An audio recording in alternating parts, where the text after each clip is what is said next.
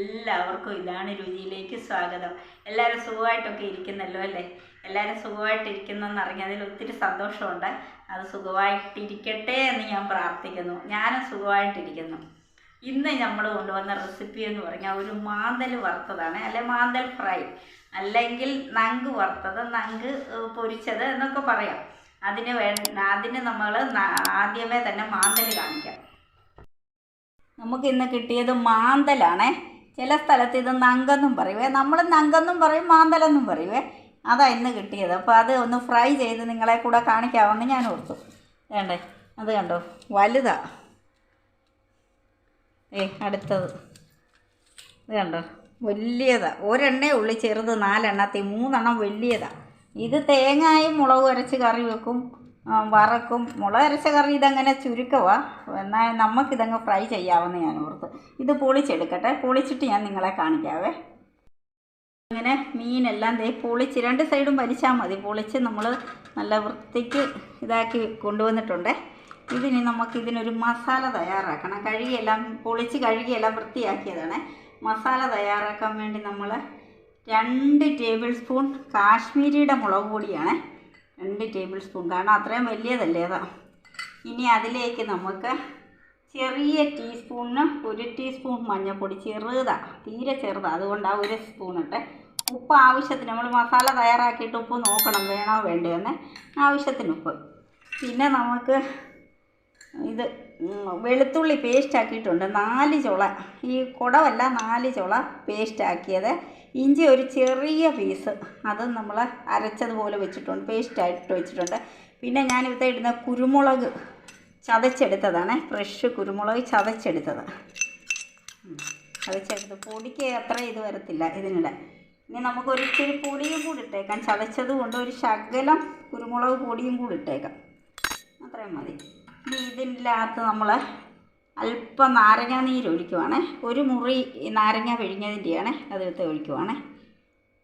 ഇനി നമുക്ക് ഇതാവശ്യത്തിന് ഒരു ശകലം ഇതെല്ലാം കൂടെ ഇളക്കിയിട്ട് വെള്ളം ഒഴിച്ച് നമ്മളിത് കുഴച്ചെടുക്കുക. ഒന്ന് ഇളക്കുവാണ് എല്ലാം കൂടെ, മീനിലെല്ലാം ഒന്ന് പിടിക്കാൻ വേണ്ടി എല്ലാം ഒന്ന് ഇളക്കിയിട്ടാണ് വെള്ളം ഒഴിച്ചൊരു പേസ്റ്റ് പരുവത്തിൽ നമ്മളാക്കുന്നത്.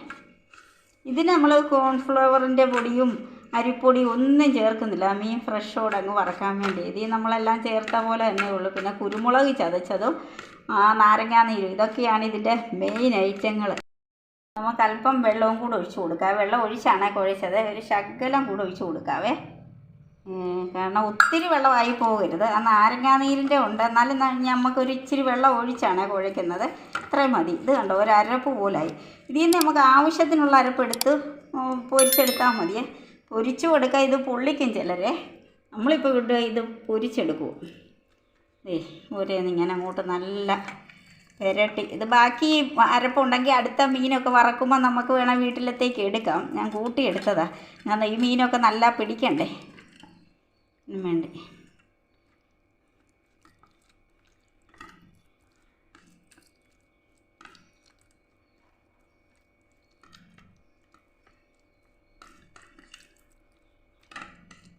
ഇതിന് 4 എണ്ണത്തിന് കണക്കാന്ന് തോന്നുന്നു. നമ്മുടെ എരിവില്ലാത്ത കാശ്മീരിയുടെ പൊടിയാണല്ലോ, പിന്നെ കുരുമുളക് പൊടിയേ ഉള്ളൂ ഇതിൽ എരിവുള്ളത്. ഇങ്ങനെ വെച്ചിട്ട് അടുത്തത് നമുക്കിങ്ങനെ എടുക്കാം. എന്നിട്ടൊരു 10 മിനിറ്റ് ഇത് നമുക്ക് വെക്കണം, എന്നാൽ അതൊക്കെ ഒന്ന് പിടിക്കാൻ. അടുത്ത ഒരെണ്ണവും കൂടെ നമുക്ക് എടുക്കാവേ, അടുത്ത ഒരെണ്ണവും കൂടെ അങ്ങനെ 4 എണ്ണവും നമുക്ക് ഇതേ രീതി പുരട്ടി കൊടുക്കുക. 4 എണ്ണത്തിന് ഇത് വേണമെന്ന് തോന്നുന്നു, ഒരേ അളവനുസരിച്ചാണ് എടുത്തത്. ഇതിങ്ങനെ 4 എണ്ണം പുരട്ടി ഒരു 10 മിനിറ്റ് വെച്ചാൽ മതി. ഈ മീൻ ഒത്തിരി ഇതില്ലല്ലോ, കട്ടി ദശയില്ലല്ലോ, അതുകൊണ്ട് നമുക്ക് 10 മിനിറ്റ് എല്ലാം അതുപോലെ ചെയ്ത് അടച്ച് വെച്ചിട്ട് എണ്ണ ഒഴിച്ച് വറുത്തെടുക്കാം. അങ്ങനെ നമ്മുടെ മീനെല്ലാം മസാല പുരട്ടി ഒരു 10 മിനിറ്റ് വെച്ചിട്ടുണ്ട്. ഇനി നമുക്കത് ആവശ്യത്തിന് വറക്കാനുള്ള എണ്ണ ഞാൻ അടുപ്പിൽ വെച്ചിട്ടുണ്ട്. അത് ഓരോരുത്തരുടെ ആവശ്യം അനുസരിച്ച് എണ്ണ ഒഴിച്ച് വറക്കണേ. അതിലേക്ക് നമുക്ക് 2 കരിയാപ്പില ഇട്ട് കൊടുക്കാം. കരിയാപ്പില ഇട്ടൊക്കെ മീൻ വറക്കുന്നത് ഭയങ്കര ടേസ്റ്റ്. ആദ്യമേ ഇട്ട് വറക്കുന്നത്, ലാസ്റ്റും ഇടും, ആദ്യവും ഇടും. ആദ്യമേ ഇട്ട് നമ്മൾ മീൻ വറക്കുന്നത് നല്ല ഇതാണ്. കരിയാപ്പില മീനിൻ്റെ എണ്ണയ്ക്കകത്തിട്ട് കൊടുത്ത് ഇനി നമുക്ക് ഓരോ മീനായിട്ട് വെച്ച് വറക്കാം. കാരണം ഇത്രയും വലുതായതുകൊണ്ടാണ്. ഇങ്ങനെ വെച്ച് വറക്കാവേ. അത് മൂക്കുമ്പോൾ അത് മറിച്ചിട്ട് അടുത്തത് വറക്കാവേ. എൻ്റെ താവ ചെറുതായതുകൊണ്ടാണ് ഞാൻ ഇതിലാണ് മീൻ പൊരിക്കുന്നത്, ഇതിൽ കാണിക്കുന്നത്. ഇത് മുരിഞ്ഞ് വരുമ്പോഴത്തേക്കും നമുക്ക് മറിച്ചിട്ടിട്ട് അങ്ങനെ ഓരോന്നും വറുത്തെടുക്കാവേ. മൂത്തോന്ന് നോക്കാവേ. ഇത് നമ്മളെ തീ കുറച്ചിട്ട് വേണം വറുത്തെടുക്കാൻ, അല്ലെങ്കിൽ ഒറ്റ തീ നമ്മൾ വെച്ചാൽ കരിഞ്ഞും പോവും, മൂക്കത്തുമില്ല, ആകമ്പാട് വളർന്നിരിക്കും. അതുകൊണ്ടാണ് എല്ലാവർക്കും ഇതൊക്കെ അറിയാത്തവരുണ്ടല്ലോ, അവർക്ക് വേണ്ടിയൊക്കെ കൂടെ നമ്മളിങ്ങനെ ഇത് കാണിച്ചത്. ഇത് വേണമെങ്കിൽ വലുതായിട്ടിടാൻ മേലാത്തവർ വേണമെങ്കിൽ മുറിച്ചാണെങ്കിൽ ഇട്ടാൽ മതി. ഞാനിവിടെ 4 ഉണ്ട്, അത് 4 ഒറ്റയായിട്ടങ്ങ് വറുത്ത് കാണിക്കുവാണേ. പയ്യെ എടുക്കണം. എന്നിട്ട് നമുക്കിതിങ്ങനെ മറിച്ചിടണേ. മറിച്ചും തിരിച്ച് വിടണം. മറിച്ചും തിരിച്ച് വിട്ട് മൂത്ത് നമുക്കിങ്ങനെ ഓരോന്ന് എടുക്കാവേ. തിരിച്ചും മറിച്ച് വിട്ട് പതുക്കെ ഇടാവുള്ളേ, അല്ലെങ്കിൽ ഇത് പൊടിഞ്ഞു പോകും. കാരണം ഈ മാന്തൽ അല്ലെ നങ്കന്ന മീൻ വലിയ കട്ടിയില്ലല്ലേ. അല്ല, ഇങ്ങനെ വറുത്ത് കോരി എടുക്കണേ.